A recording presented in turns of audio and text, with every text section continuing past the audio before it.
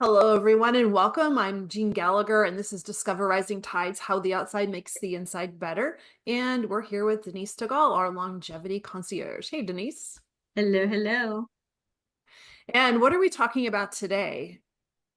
Well, I'd like to talk about something that actually you and I were talking about a little bit this morning, but I want to pull in what Susan Otten, our your guest for later on, something that she talks about, or kind of a theme that she talks about, and it is about joy and purpose and how giving and doing for yourself initially eventually helps others.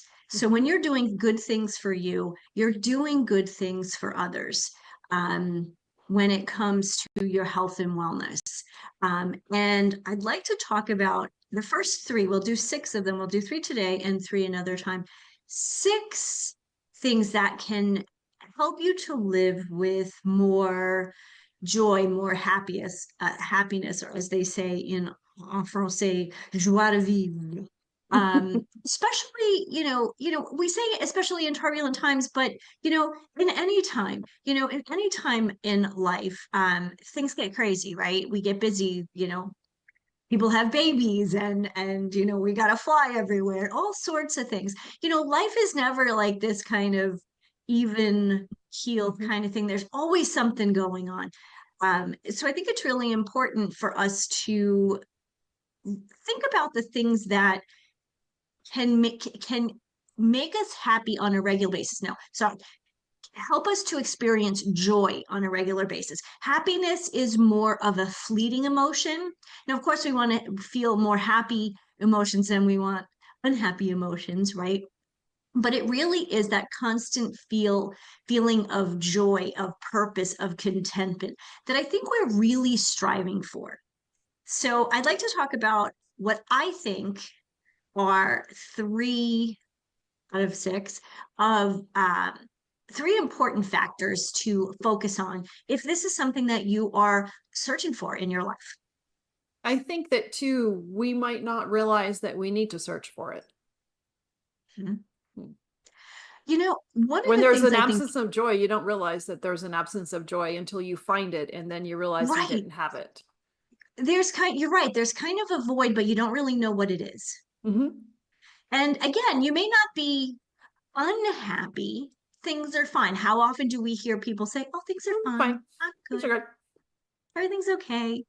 Um, but that's not really the life, the feeling we want to experience in life on a daily basis, at least on a regular basis. We all have a day here and there, not a great day, right? Whatever. For the for those of us that who struggle with sleep, I don't normally, but there are times when you know I didn't sleep great, the other night. So it's taken a couple of nights for me to kind of get back on track. Um, but I digress. That's about me. So first thing, and my first one and number one and two, initially I had number two is number one and one is two, but I've made a decision that number one has to be, in order to have more joy and happiness, we need to include more laughter in our lives. We gotta laugh more. Everybody's so serious and so stressed out. Laughter, is a natural stress reliever, anxiety reliever. And those are two of the top things that are making us unhappy today: stress and anxiety. Mhm. Well, it's really hard to be stressed out or unhappy or frustrated when you are laughing physically and actually, physically what's going on in your body, right? Endorphins, you've got chemical reactions going on, your mood is getting elevated, elevated mood, better sense of well-being. And you think about it, you have a good laugh and it doesn't just kind of go "Ah," and it's done. There's a lasting feeling. Mhm. It comes from deep down. Yes, yes. Um, you know, in whether you're at work or with friends, it's actually laughing and, bringing a little bit of comedy into life. It is really an easy way to kind of lighten the mood. Hmm. Um, I feel like I'm in certain situations with people where sometimes it's just heavy. And it's just, the situation or the people, who they are. Um, and sometimes just with a little bit of, a comic relief, it completely changes the mood. It changes the way people look at you and how they connect with you also. It changes the energy in the room. Absolutely. Yeah. Absolutely. So laughter to me is such an easy way to bring more joy, bring more happiness, and just being a little more lighthearted Mhm. um, allows us to experience life and things much differently and to see it from a different perspective. So laughter number one. What do you think number two is going to be? What is Knowing it? me the way you know me. Dessert first. Uh-oh. Okay, healthy dessert first. Eat real food. Yes, of course, eat real food. Specifically, eating delicious homemade meals. Now, they don't have to be, like, oh, it's a holiday. We're going to spend hours in the kitchen. I hate doing that, even around the holidays. Like, that's not my favorite thing. Like, I love cooking. I find it's my outlet for creativity in a lot of Mhm. ways. Um, so, home cooked meals can be very simple, but very simple, but also they really do need to be nutritious. We can just by cooking at home, not even changing your diet, not that I don't think we should, we have to pay attention, but even without changing a diet, if we're eating home cooked meals, we are already eating better, less Mhm. sodium, less additives, less MSG.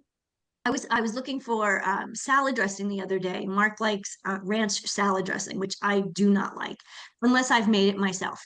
And they all have MSG in it. Mhm. Every last one of them in the supermarket. Now, I have been able to go to specialty stores and can find salad dressings without MSG. But seriously, just making a salad dressing at home, a little bit of olive oil, a little bit of vinegar, maybe I usually use a little bit of Dijon mustard, some salt and Mhm. pepper, maybe some spices, maybe just the salt and pepper. Mix that up. You've got this beautiful salad dressing that is void of all of that crap that they've put Mhm. in the salad dressings or the ketchup or the steak sauce or the mayonnaise or whatever it is, right? So again, cooking at home, you can control one, the recipes, you can control what you're eating. How many times you go to a restaurant and you're like, you look at the menu and you're like, there's really nothing on here that really floats my boat. And Mark and I struggle with that here when we're at home in Rochester because there aren't a lot of great restaurants. We've got maybe 3 restaurants that I think are good. Everything else basically serves the same food. Mhm. So if I want to have a good meal, something that tastes good, I know I can actually make it better at home than they do at the restaurants. So just alone, again, eating real food, cooking at home can improve your overall health and well-being. How Mhm. does that help happiness and joy? When we're eating better, our body feels better. We're digesting better. We're sleeping better. I mentioned sleep before. Mhm. Um, We're more when we active, feel most likely. absolutely, Mhm.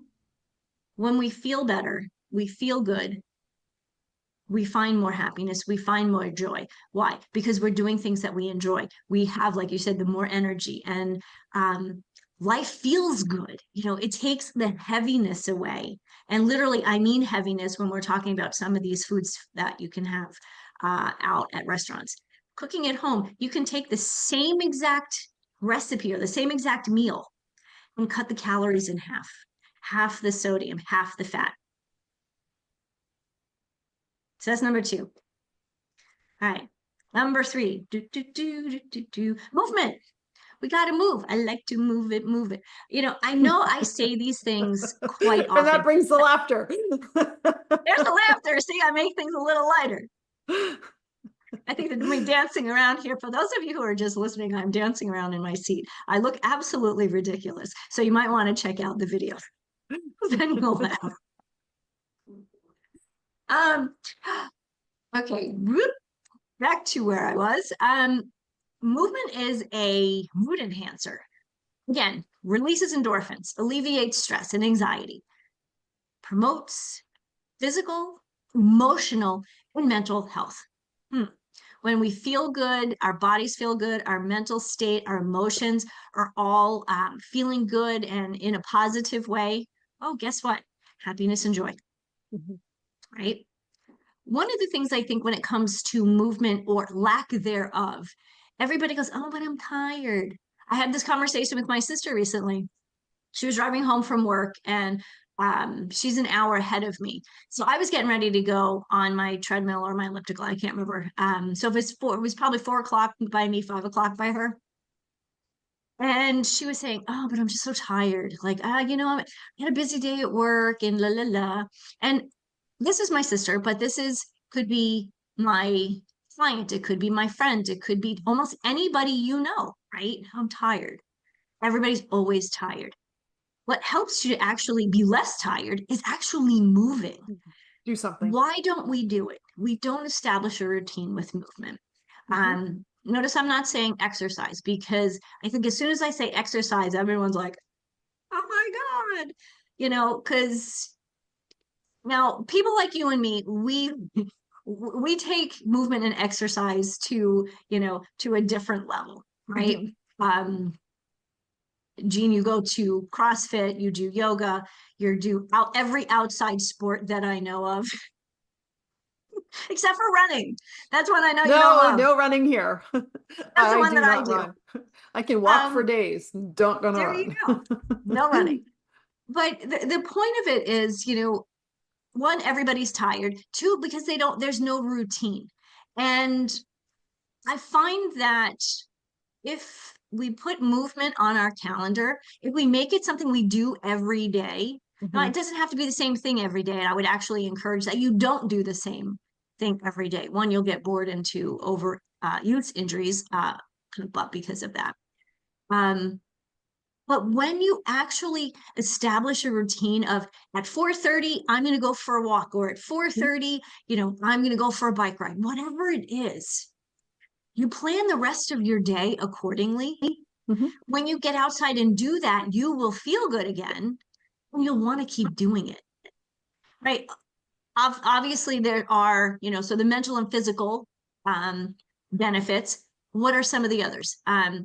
When you start doing this more and more, when we start moving, and again, I'm not just talking about exercise, I'm actually talking about moving, walking up and down the stairs, or,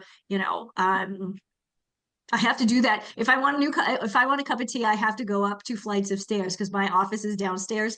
Little things add up.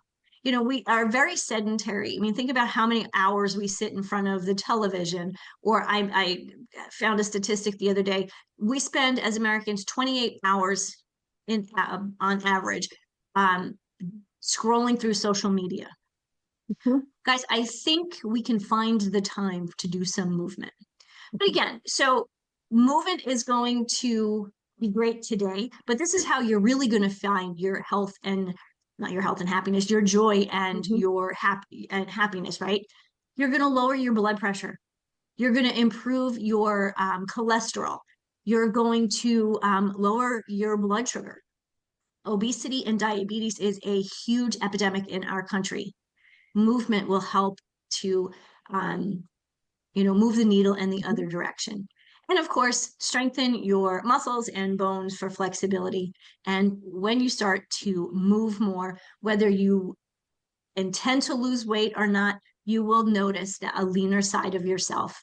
Moving more will build that muscle that, one, helps you to lose weight, but also it will shrink your body and change the way your body composition looks like. So And those it are brings those are the joy. top three that I have that would truly make most of us or allow most of us to find joy Mm. and happiness in our day, every week, every year. Those are great. And I look forward to and check in for the next three for to bring happiness and joy. Thanks, Denise, very, very much. Thank you. Always appreciate it. It's always great to see you, Jeanne. Hello, everyone, and welcome to Discover Rising Tides, How the Outside Makes the Inside Better. My name is Jeanne Gallagher, and I'm excited to have Susan Otten with us again for a repeat visit. Hi, Susan, how are you?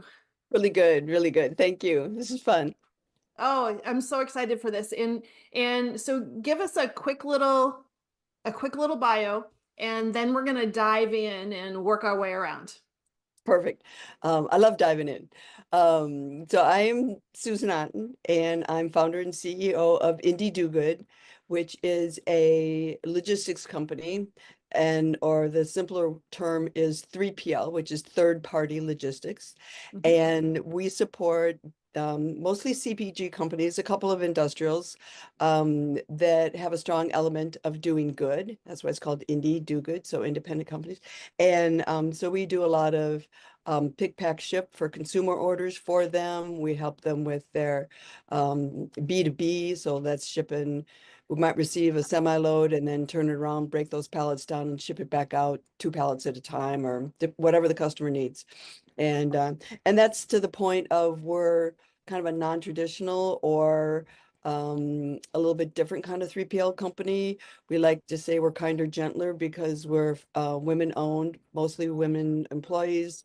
And we do have this strong element of we want to do what we can, whatever we can, Mhm. in ways that will help our clients, delight their clients, things that a 3PL would never touch. Like, yeah, we're gonna do an influencer mailing and we're gonna package it delightfully and we're gonna put fancy, paper in it and that kind of stuff, get a bunch of guys in the warehouse, not to be sexist, but they're not going to pay attention to the level of detail that we do when we package that stuff and put it out to get influencers to fall in love with the products and the brand. Mhm. So we do that.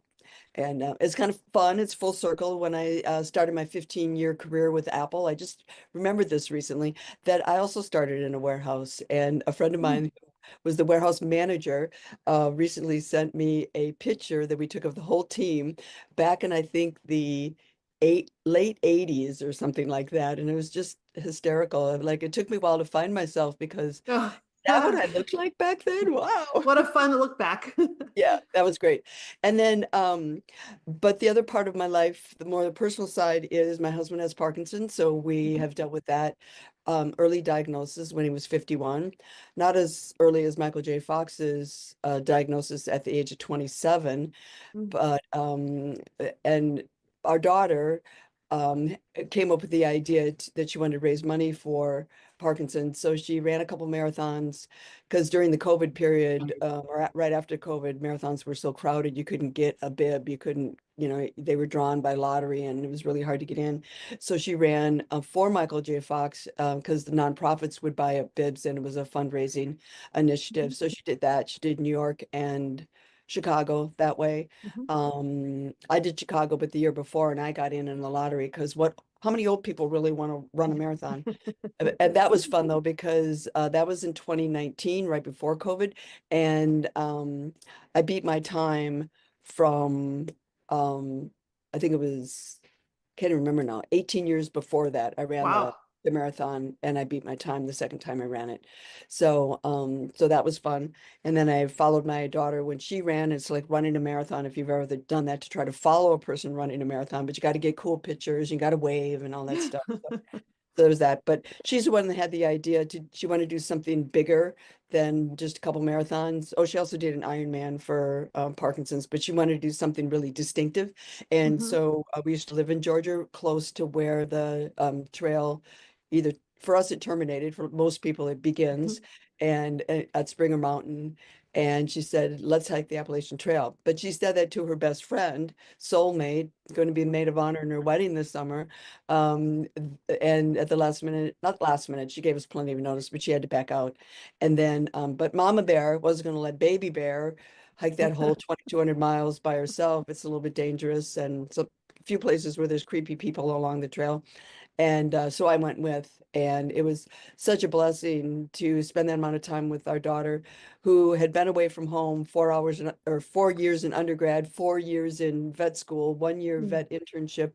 And then she comes home when we leave for the Appalachian Trail, literally like 9 days after she finished her internship. And then we were sleeping that far apart from each other in a tent for 5.5 months. So it kind of went from feast to famine, or the other way around, I should say it, famine to feast. And, it was a great way to connect again, build relationships, learn what you don't like about each other, all that stuff. But it was amazing. And in the process, we raised just short of $100,000 for Parkinson's and awareness. We like to say we raised awareness and also the funds, but we did 96 YouTube videos, and it's out there on a channel called Appalachian Trail for Parkinson's Disease. And Greta was the creative director, the videographer, the rough cut editor. And then we had a delightful advertising marketing friend out of Milwaukee, the Rally Company, that pro bono put together, edited all the videos and published them to YouTube for us, because it was hard to do that on the trail. You don't have much Wi-Fi connection, and we'd have enough that Greta would upload to the cloud the videos that she had at the time, and get him to him when he could. But we tried to publish like every other day. So within a couple of days, we had, we're walking around with our phones. Do we have connection here? Oh, maybe if we climb that mountain, we'll get it, So that was fun. But just another thing that took time along such a worthy cause, because not only did people along the trail follow us because they wanted to help, it was kind of distinctive to have an old lady like me hiking with a 6 foot tall, two-sport D1 collegiate athlete, Ironmaner, more marathons than she could count.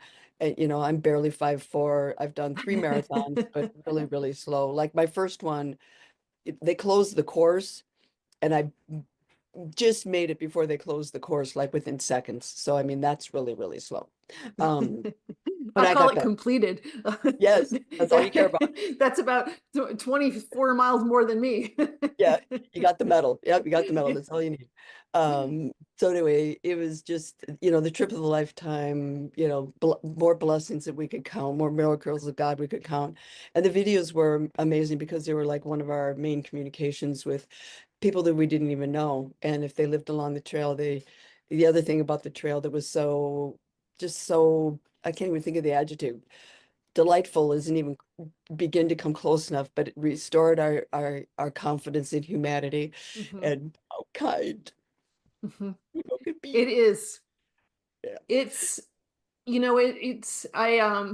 an Appalachian Trail geek. So when we first talked, I thought I wanted to just talk about the trail and nothing else, because I wanted to live it through you both. And the trail provides is a common saying, because it does. It is that lift of humanity. And when you and Greta, just to stop for just a second, because you said it so quickly, and I think it's important to say it much more slowly, is that you raised $100,000 for Parkinson's. Yeah, almost. We Yeah, got there. And then almost. Really, I'm throwing in, we did 2 years, and we'll do it again. We'll keep doing it. There's a woman that has Parkinson's, which is really rare, and she lives in Maryland. And the first year she did it was the year we were on trail, and she was going to come out and take me to resupply, because that was when Greta was in a wedding up in Pennsylvania. So, oh gosh, golly, I have to sit and rest at my niece's house for 4 days. And but things were really crazy with the first Top Golf tournament, and I didn't realize this. I'm not a golfer, but you can network all the Top Golf locations and do a nationwide tournament, and that's what Oh, she was wow. doing. and the Minnesota Top Golf location was not covered. And I'm like, well, I could do that, I can get some people together to golf. So we've been doing that for the last few years, and also supported another sweet family here that raises money for Parkinson's. The dad of that family, gosh, he's not very old now. He's maybe 40 something, but he was diagnosed really early too. And they have, I think, 3 kids, very active, very sporty family. He runs marathons, the dad does still, and trying to stay as active as possible and keep up with his kids and stuff like that. So sweet. So I spoke at their golf tournament last year about the trail. So do whatever I can to help the cause, um and it's a small way you can give back. And people that have Parkinson's or no Parkinson's knows that it's ugly. I I was playing with AI, and I kept saying in my messaging on the Top Golf tournament that I'm so mad with Parkinson's I could beat it with a golf club, and so I like kept saying that, and I'm like, gosh, I'm a very visual learner. I think it would be a lot better to have a picture of someone, beaten Parkinson's. So I found an image of what I kind of liked, and I'd never done anything with AI with images. And I did an AI generated image of me as a caricature. And I ran out of free prompts though, and the hair should have been a little bit curlier and a little bit longer, and the eyes were way too blue. But you got the idea. There was a cute old lady that was all mad and whapping at the golf ball that said Parkinson's disease on it. So it was fun. That's fantastic. That's Yeah. fantastic. And there's this interesting correlation. And the mission statement of you touched on this, of Indie Do Good, and it is really to do good and make a difference and support other companies that have this philosophy. And that's really ingrained in you, isn't it? Yeah. Yeah. And it's, I think it's in all of us. And that's what we, try to do with our clients. If it's not inherent, and so many entrepreneurs these days are really, really aware and focused on the do good. And, it's even, it's been kind of criticized as a marketing strategy because millennials are, have a lot of purchasing power and do care very much about many causes. And but I don't think it's a marketing thing. I think if you're passionate about something, you can't do life without supporting what you're passionate about. And it's just a way that we can help. It's a small thing, but we do what we can to help early stage companies, even mid stage. Doesn't make a difference how big they are.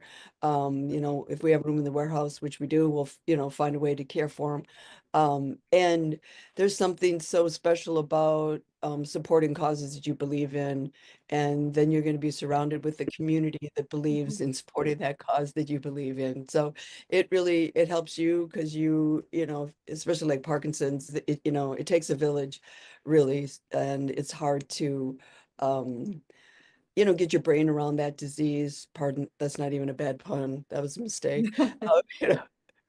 But it's like it's just so much, and they're learning so much, and you try to keep up with it. And I keep sending emails and research studies and stuff to Ron, and he doesn't have time for it, number one, and then to get his brain to process all of that and then absorb all that and then apply that is a really complicated process for someone with Parkinson's. And yeah, and it's just a tough disease. So anyway, but to being able to help people that are supporting things that they believe about is good for us as a business. That's what we believe in. It's good for the company because we're helping them be more successful. And if the more successful they are, the more good they can do. And then it's actually good for the individual business owners and their employees too, because I mean, statistics say if you are helping others, you have better mental health. Relationships are the number one factor for growing old healthy. It's like and everybody, I have this theory that everybody's passionate about something, and everybody can do some good, and if everybody did something that they're passionate, about and supported that cause, it would be, the world would be a better place. And I don't think it would just be a little bit better. I think if everybody did it, it'd be a lot better. And so, we encourage that. Like, here's a real world example. My son and I give blood every 8 weeks. Okay. And that's like, if you give whole blood, that's what you can do every 8 weeks. And so before we leave, we sign up for the next one, make sure it works on both our calendars, and we sign up, and I usually pick him up because it's kind of on the way there. And then we give blood together. And, he's got veins that you could drive a semi truck through. And here I have my little teeny tiny veins and my low blood pressure, believe it or not. And, he's got high blood pressure in these big veins, so he can give in like 3 minutes. It takes a while to get triaged and all cleaned up and everything like that, but actually pumping the blood out 3 minutes. And here I am, I got my feet flapping to keep my blood pressure up and my pulse up, and I'm, squeezing the ball they give you, and I warm blankets, so I, keep the blood flowing. And 20 minutes later, he's got all the cookies ate, and he's got, come on, it's time to go. I gotta get my cookies. So there was a sign on the wall they recently had redecorated, and it was so powerful to me. And it said 3 out of 5 people are eligible to give blood. 3 out of 5, that's pretty good. That's more than Wow. 50% of the population, right? Mhm. But 3 out of 100 actually Wow. donate. Yeah. And I don't know if Wow. that's donate on a regular basis or have donated once and said, I want to do this again, but Mhm. that's what they had on the wall. 3 out of 5 are eligible, 3 out of 100 donate. And I did a LinkedIn post about it, because it's just like, wow, and yeah, it hurts a little bit, and maybe you get a bruise or something, but it's, in a couple of days it's gone. The people that need that blood need that blood. Mhm. And it's not that hard to do. Takes maybe an hour, you know, probably even shorter if you have big veins like my son. But it's and I got some decent response. And then I posted again to it, put another comment on it, and said, because I was still getting views and engagement. And I'm like, hey, if you see this post and you've signed up to go give blood, make a comment here. I want to see if this is really making a difference, because I know that giving blood makes a difference. So, and within like 12 hours, I had I think it was, yeah, it was within like 8 hours, I had somebody post that they were donated. So I'm like, yay, Yay, fantastic. yeah, you wanted to make a I difference. I love that statement. Do something. Yeah, Do yeah. something. And so when you and Greta were first stepped on the trail, what were your expectations? Did you have any? Oh, well, And we were, and so what, but wait a minute, before you answer that. So most people first step on the trail at, as you already said, at Springer Mountain, but your yeah, first step on the trail was totally in the opposite direction because right. you chose, do you always do hard things hard? No, You no, it was, chose yeah, you it was chose to a start in backwards. Maine, Yeah, in my backyard, and you did all the hard stuff first. Your first steps were to yeah, climb Katahdin. yeah, yeah, yeah. See, Greta and I did a prep hike out in Colorado to mostly to test our gear. And Hmm. because she had done all this research, and we spent like 3 8-hour days at the REI flagship store in Denver, and just spectacular help there. Just, I mean, we became best friends with, this one sales guy there. And people said, well, make sure you let us know when you start videoing. And, so we'd text them and stuff like that. So it was just great, delightful. But we did a test hike because we didn't know what we were doing. And, and you get done with that, every ounce is precious. Like my lip balm, Hmm. no lip balm in my backpack, and I'm a lip balm addict. And I went, 5.5 months with no lip balm, I think when you're out in God's creation, you don't need lip balm. That's my theory. There So, you go. but anyway, like there was this thing to blow up your sleeping pad, and it was like an Yes. air envelope, and you swoop the air Hmm. into it and then roll it up and squeeze the air into the thing. That was stupid. You could I blow it up. I have one. I used it once. I'm like, this Yeah. is the worst invention ever. Yes. No. I mean, I don't know whose idea was, I can't even remember the brand, which is probably a good thing. But I mean, the sleeping pad was great. It was kind of noisy, but it was nice and firm, and, gave us the cushion we needed.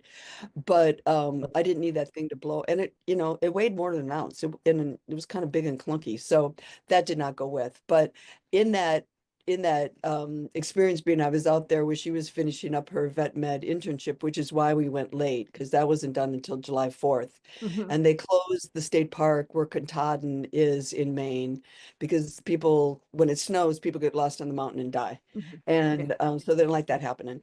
They do guided tours hiking up Katahdin.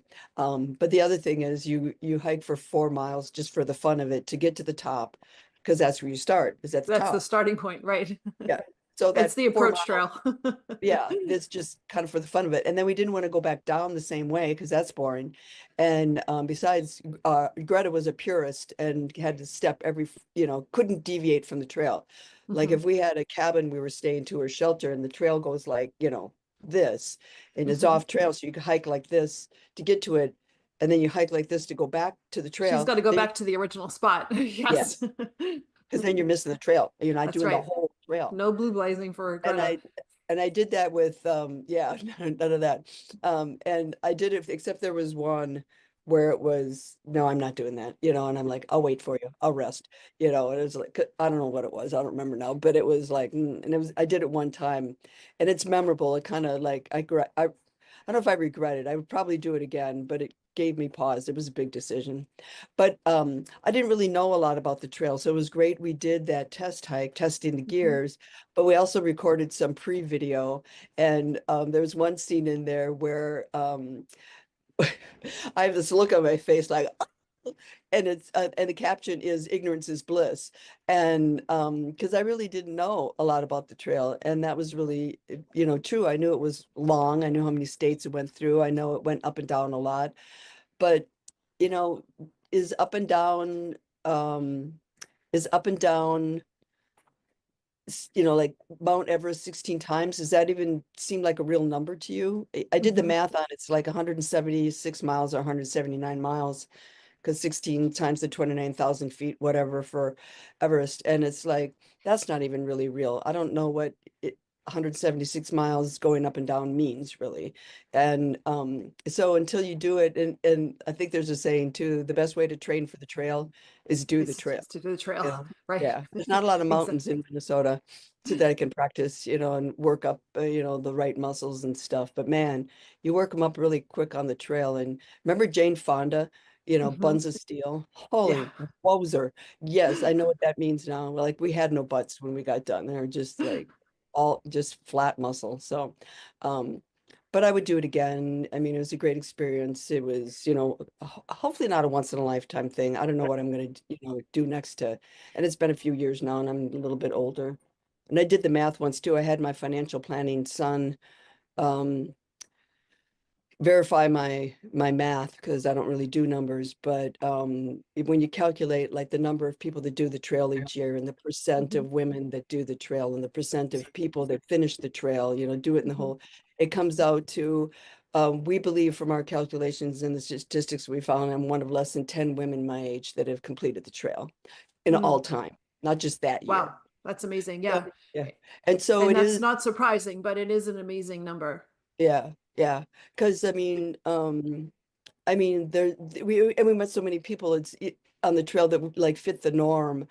Kids that are out of high school before they go to college, or kids Mhm. that are done with college before they get their job, or that's kind of what Greta did. And once you start a job, it's hard to imagine taking 5 months off, earlier in your career. Then you're going to get married, then you're going to have a family, and there's Mhm. all this stuff that It's goes hard to on. fit it all in Yeah, as yeah, life takes over. exactly. And it's Mhm. not that life is bad or what you're trying to do is good or bad. It's just that the timing is different and it's just hard to juggle both. But we did see a family. The dad was I think a high school history and technology teacher maybe, and the mom is a real estate agent. They have three boys and they were 12, 14, and 16 on the trail, and they were trying to do it the summer that the dad was off teaching school and for the summer. And I mean, it was just great. And we bumped into a couple times. In fact, they were the family that slack packed us for the last night hiking before we summited the next day. I think we had 9 miles left to do or something like that. No, I think it was very short to Springer Mountain, but then you walk again for like 4, 6, 8. I think it's 8 more miles to get to the visitor Mhm. shelter at Amicalola Falls. Uncle Falls. Everybody was standing there to cheer us in and stuff. But they set up our tents and they had home cooked meal on the fire. And the boys were in charge of setting up the tents and getting the fire started and keeping the, food warm. And the mom and dad walked out to just walk us back in and, chat along the way and stuff. So it was just so sweet, so special. We didn't have to do That's any work wonderful. that night, just eat. We got s'mores. They brought Mountain Dew, of course, fully sugared Mountain Dew, which was like gold on the trail. So it was a great way to finish with friends like that and good food like that. It was so fun. Yeah. Hello, everyone. This is Jeanne Gallagher, Discover Rising Tides, and I want to just take a moment to talk about my friend, Denise Stegall. I am honored to call her as a friend, and I'm so grateful that she gives us her insight during our shows, each show, and talks about healthy living, eating real food. You hear Denise say, eat real food a lot. Well, she means it, and she knows what she's talking about. She is an amazing healthy living coach, curator at Living Healthy List. And if you ever have any questions about what is real food, why does it matter, how does that apply to me, how do I change, what do I need to do, how do I even create a healthy living shopping list, make sure that you call her. She is your healthy living coach, and you can find her at healthylivinglist.com. The gist of it is, Susan, that when you embark on this journey and your plan is to raise money for Parkinson's, and that's your goal, and I would assume that you might feel like you received more from the trail than what you might have given to Parkinson's or your efforts for giving. Oh, What did the trail do for you? yeah, I would say without a doubt. I mean, we were so blessed. It was just, um, you know, and in so many ways. I mean, breathtaking views. And now I know what that actually means. That you climb a Mm. mountain and you get to the top and you're like, oh my, I think I can see for 400 miles, Wow. kind of thing. Just like crazy. And just the amount of time, 154 days on trail of being in God's creation, this beautiful, beautiful, scenery and nature and just, I mean, who gets the opportunity to do that? That was so huge. And then, the time with our daughter and getting to Mhm. know her again, you know, um, meeting the people we did along the trail. By far, I felt, I felt like what we were doing for Parkinson's was so tiny. And I don't want to minimize, the amount of money we raised and the people that were so generous. And, there's people that gave multiple times. I think they gave some at the beginning, like, oh yeah, we better give now quick before they quit. And oh gee, we better give them some more. They're actually doing it, then at the end they did it, it was great. Well, gotta give it Uh, more. Look, they actually yeah, did it was great. it. And so that was sweet. And there was a number of people that did that was really, really, really great. But the other thing is that, um, it takes so much. And, Michael J. Fox Foundation is just so good at getting people excited about helping and building that community and celebrating their donors and education and research is just like they do such an excellent job. And the American Parkinson's Disease Association too. There's a couple of really rock star organizations that are really supporting the cause. Um, and it gave me the opportunity to learn more about it, become more educated about it. Recently, I was asked to, I think they call it advocate for Parkinson's funds. There's a federal initiative for Parkinson's, but there's not dollars defined yet. And so I had the opportunity to talk to a U.S. representative from Minnesota here and prepare my story of what, in 3 minutes, why should we do this? And to be able to tell a personal story and what the Parkinson's really means and things like that. So that was great. I wouldn't have had the opportunity to do that if I hadn't, hiked the trail and got to know Michael J. Fox. Um, just the number of people that we meet that say, oh, my mom has it, my grandpa had it, my dad died of it, I was a caregiver. It's really, really a lot of people that are touched by it. And it is it's just such a cruel irony, that it's with these cognitive issues and the medications and the eating schedule and not eating schedule is just so complicated.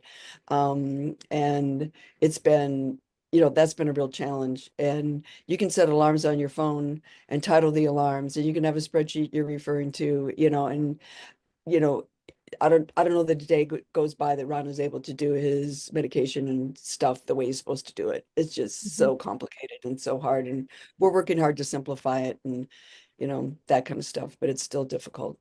But I would say absolutely the trail was worth it from a personal perspective, from a give back, do good perspective, from a family perspective. I mean, I talk about Greta, but my son and daughter-in-law were there back home, supporting my husband, taking care of our dog during the summer. So my husband didn't have to worry about it, or she didn't have to sit in the house with her legs crossed while he was at work, things like that. Just, everybody, it was truly a huge family effort to make this a reality. And everybody had to give up, something to do that. But for me, it certainly was worth it. I can safely say for Greta, it was totally worth it.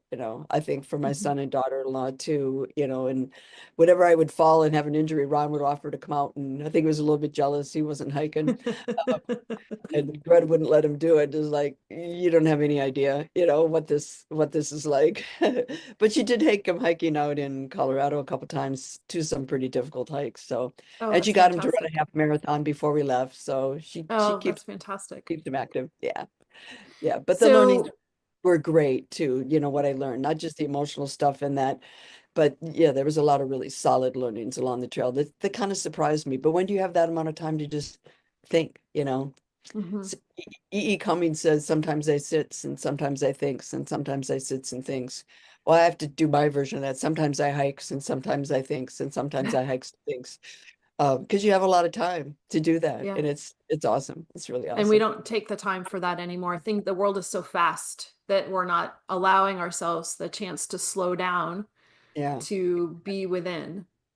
And that's one thing. That's interesting you say that because like time kind of stands still on the trail. What? We've only gone 3 miles. We got, we hope to do our average 14 and a quarter miles toward the end because a hurricane was coming in. We were going to slam into another hurricane, and we did about a marathon a day for almost a week. So, but it takes a long time. A lot of headlight hiking that last week. So do the post trail, we're doing some advocate work, and what's calling you now, Susan? Well, because I did learn so much along the trail, and we love our business, we love our employees, they're like family. I think I said that. They, very supportive, and everybody, works together great, know what we're doing, got great clients. We get referrals from our clients for other clients. So, it's working really well. And but one of the things that I do a lot of is because I'm like the chief sales officer too, I go to a lot of networking events and reach out and talk to people, and I do a ton of mentoring. And one of the things that I really enjoy doing is speaking. And that now I have the trail story to speak about. And I've started to take what I learned on the trail and apply it to these things that I know and love in business, because there's a lot of crossover. And and I had a lot of time to think about this. And I think one time, a couple times on the trail, actually did LinkedIn posts about what I'm learning from the trail for business. And because I broke the learnings down into three core things. You need the right tools, right? You're not going to go do anything big without the right tools. And Mhm. then you can have the best tools in the world, but if you don't know how to use them, you don't have the right training. Take AI, for example, great tools. If you don't know what you're doing, if you don't have policies and guidelines on how to, shape that learning and how you're supposed to use it, or what there's work to learn the tools and to do it the right way being defined by you or your company. And then, team. There are jobs that are very solo, and, you might be doing hardcore coding or something, but isn't somebody going to check your code? Aren't you going to talk about what the problem is, what you're trying to code for? I mean, a team is so important, and I really, really learned that along the trail. I mean, that learning sustained throughout, the last day on the hike. It's just like, I mean, that family I was talking about, they were part of our team. I mean, they were thrilled to be part of the team. There was people that would reach out to us. They'd message us a lot of times on comments on the YouTube videos. And they're like, we think you're getting close. We want to take, will you come stay at our house? Please, please. I know you're vegetarian. I've been practicing some recipes and I think this Oh. olive one is really good. And, just, I know it's going to rain, this other hurricane. Then there's even snow in the forecast. When we were like in Blacksburg, is that Virginia? Virginia. Where yeah, Virginia Tech is. Sweet, sweet couple of sisters, twin sisters, there and their dogs. Oh my gosh, we were in heaven. We had dogs and food and showers and oh my goodness. And but it's like it's getting really bad and it's gonna snow tonight. So what do you mean you don't have a stocking cap? Well, it's Yeah. summertime and in the winter we're in the south. Yeah, it snows in the south. Put my stocking cap on under your helmet that I finally figured out I'd protect my head with a helmet. And here's some wintry gloves and I mean they'd go and buy us this stuff and So sweet. yeah, so good. So the importance of team, and then you take that and equate that to, I taught I talk about it in the context of leadership or Mhm. or business, in general, or entrepreneurship. I do a ton in entrepreneurship, and it's just it's so fun to be able to tell the story of the trail, and then but the context is teaching and helping collegiate entrepreneurs understand what's important as they start and grow their business. Mhm. Do you have the right tools? Do you know how to use them? If it's something that you don't know how to do, how do you build a team around that so it can get done? Like me, I'm Mhm. not a numbers person. I got to have somebody financial on my team. I Mhm. don't do that stuff. You gotta watch the numbers. You got to watch your inventory. That's numbers. Operationally, you got to be good. So, I mean, you can't, if you're an entrepreneur, you can't just hire people like you. Maybe on the trail, having all people like our daughter would be a smart thing to do because, they could probably run the trail in, a month. But, and there's people that do that. I think the record is 54 days. I don't know, It crazy. was A just woman, recently broken by a woman. It's yeah, incredible. I was gonna say a woman holds it, so that's awesome. And but she was well supported. She had a Mhm. team. She had a Her team job was to and run. she had the tools. Yes, yes, is so great. So, or even to talk about the trail in the context of behavioral health and well-being and Mm. defining your purpose. I mean, all of those go so good together with the trail. And I'm at the age that, I'm starting to kind of forget things. And my kids would laugh. What do you mean starting? Um, so but and we have the videos. Greta and I laugh all the time. At some point we have to watch those videos. We're probably just going to binge watch, Yeah. all the videos. But I really want to remember this stuff and I want to share this information. So I started to do more presentations on it, and that's Mhm. really fun. As you can tell, I like to talk. And then but I also want to write a book and like capture this stuff. And I think I'm gonna talk to people about it. I think I'm gonna write the core story, like a book that anybody could, pick up and read that, wants to learn about the trail or interested in hiking. But then because it has so much learning, I think I'm gonna do like a workbook kind of Mm. format or a journaled, guided, you know, something, I don't know what to call it, a journal to go along with the main book. And it might be, okay, if you're interested in leadership or, Mhm. corporate business with the big B, or if you're an entrepreneur, then it'd be the big E, or if it's mental health and maybe it's, this is what I learned on the trail and this is what I took away from it. And here's a journal page. You think about what this means to you and you write down and process this, as you go through it. And I think something like that. Oh, and then I can't forget, I can't believe shouldn't have been last, should have been first. I saved the best for last. Okay. A Bible study or a devotion, because Mhm. not kidding at all, the miracles of God along the trail, Mm. or you couldn't count them. Couldn't count them. You have so much to offer, and I'm so honored to have you here with the message. And there's it's indie do good over and over again.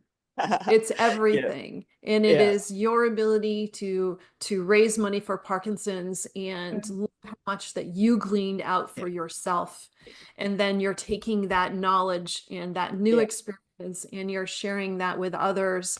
in a format that's easy to digest, but it's also Yeah. such an important Yeah. message.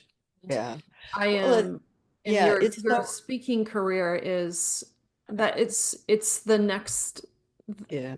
in my Yeah. opinion, the next obvious step to Yeah. share and continue to make a difference.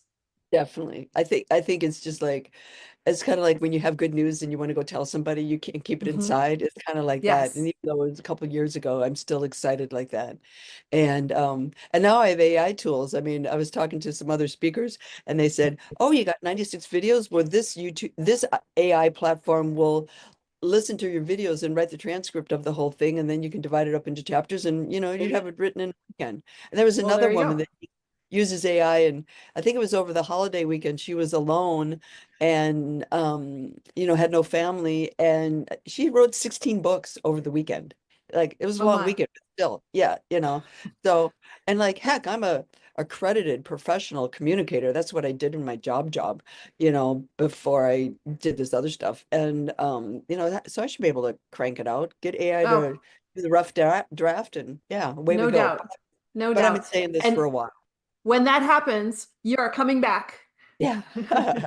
Oh, Yeah. Susan, Good. I want to thank you so much in taking the time. I know that you have some personal things going on today and you're taking the time to talk with us, and that means a lot. And thank you to Ron and Greta for doing what they're doing today to allow you to be here with us. And Yeah.